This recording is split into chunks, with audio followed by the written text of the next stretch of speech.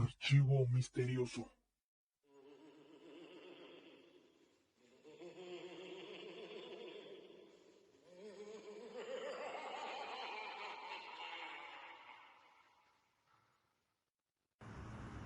Vamos a grabar otro capítulo de Archivo Misterioso.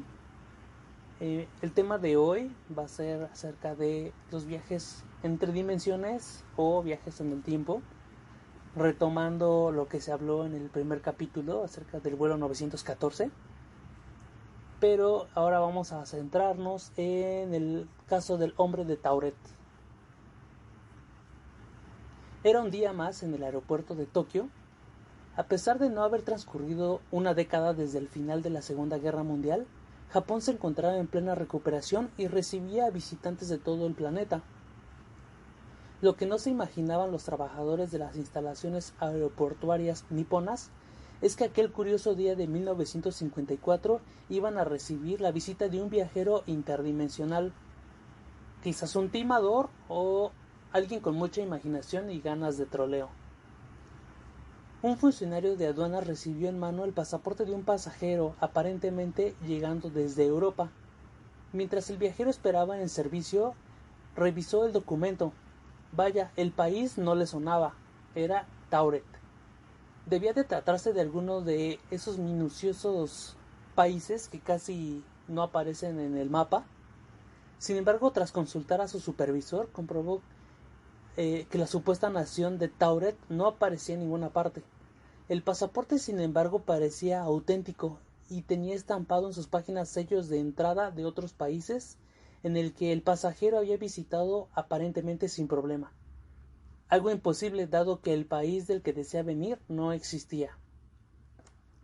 Según el blog Compendium Magazine, el viajero fue interrogado por la policía japonesa en una discreta sala del aeropuerto.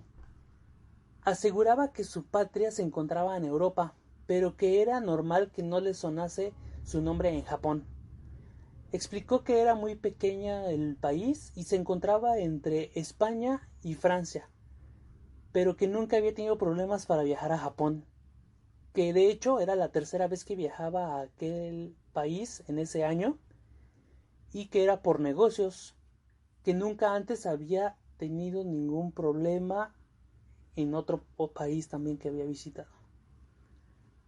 Mostró, de hecho, moneda legal de distintos países europeos que llevaban una gran billetera, y los agentes de la ley, tras comprobar un libro geográfico, le preguntaron si venía de Andorra, pero aseguró que no había oído hablar de esa tal Andorra, jamás en su vida, y que Tauret existía desde hace 1000 años.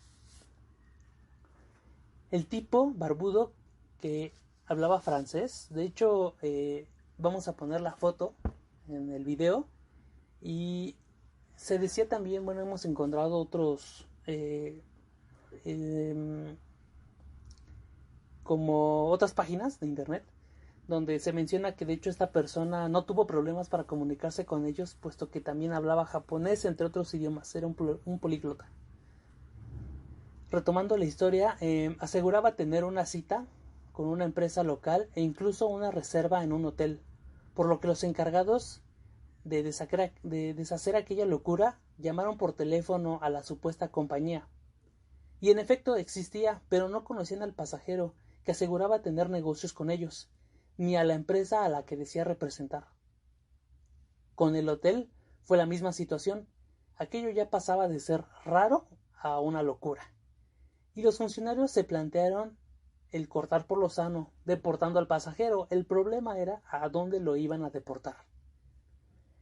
El viajero estaba visiblemente nervioso y harto de que se le estuviese cuestionando por horas. Les enseñó un carnet de conducir emitido en el inexistente país de Tauret, así como una licencia de conducir internacional que parecía estar en regla. También les mostró una chequera de un banco inexistente.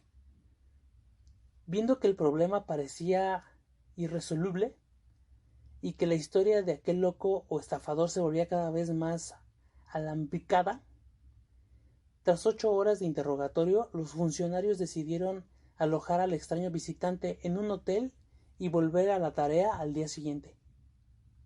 2 guardias custodiaron la puerta de la habitación durante la noche, pero al entrar en esta por la mañana, como todo buen cierre de leyenda urbana, el hombre de Tauret se había esfumado junto con todas sus pertenencias.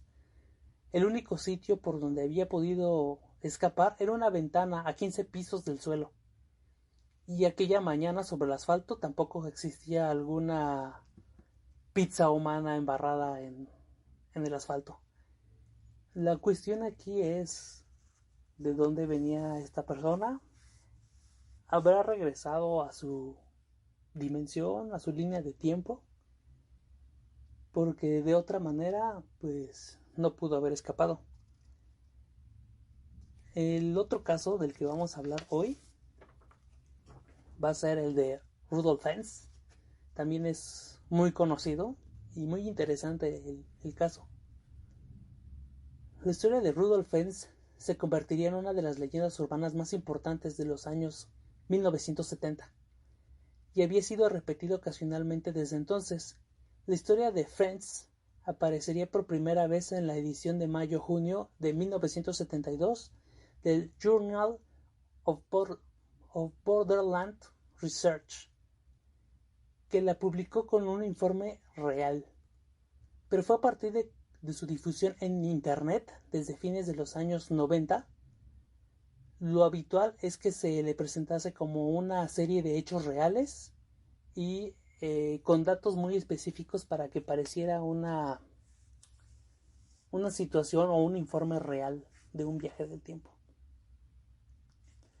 En el relato, un hombre joven de un aspecto propio del siglo XIX y en posesión de objetos que eran de esa época, completamente desconcertado en mitad del Times Square en 1951, momentos antes de ser atropellado por un automóvil y morir, lo cual sugeriría que tal vez involuntariamente viajó hacia adelante un siglo en el tiempo.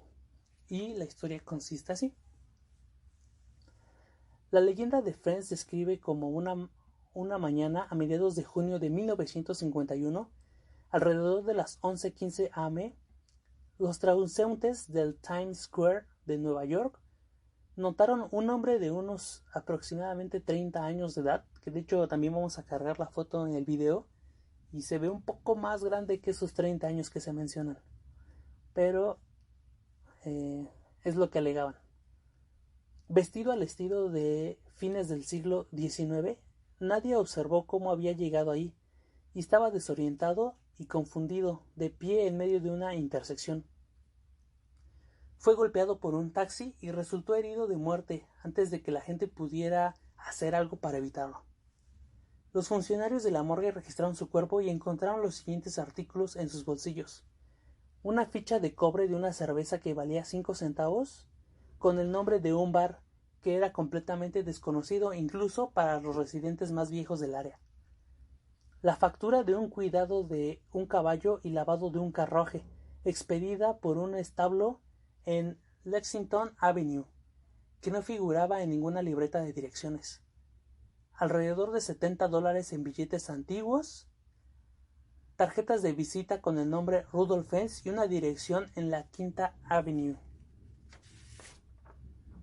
Una carta enviada a esa dirección en junio de 1876 desde Filadelfia. Ninguno de estos objetos mostraba signos de envejecimiento. El capitán Humbert B. Ream, del Departamento de Personas Desaparecidas de la Policía de Nueva York, intentó usar esta información para identificar al hombre. Encontró que la dirección de la Quinta Avenida era parte de un negocio. Su actual propietario no conocía al tal Rudolf Hess. El nombre de Hess no figuraba en las libretas de direcciones, sus huellas dactilares no estaban registradas en ninguna parte y nadie lo había denunciado como desaparecido. Ream continuó la investigación y finalmente encontró a Rudolf Hess Jr. en una guía telefónica en 1939. Ream habló con los residentes del edificio de apartamentos de la dirección que se mencionaba de Hess y lo describieron como un hombre de unos 60 años que había trabajado cerca. Después de su retiro, se mudó a un lugar desconocido en 1940. Cuando se comunicó con el banco, le dijeron a Reem que Franz Jr. había muerto 5 años antes, pero su viuda aún estaba viva y que vivía en Florida. Reem contactó con ella y se enteró de que el padre de su esposo Rudolf Franz Jr. había desaparecido en 1876, a los 29 años de edad. Había salido de casa para dar un paseo nocturno y nunca regresó. Todos los esfuerzos por localizarlo fueron en vano y no quedaron rastros de él por ninguna parte. El capitán Reem verificó los archivos de personas desaparecidas con el nombre Rudolf Franz en 1876 y la descripción de su apariencia y edad junto con la vestimenta correspondían precisamente con la del hombre desconocido que había muerto en el Times Square hace unos días.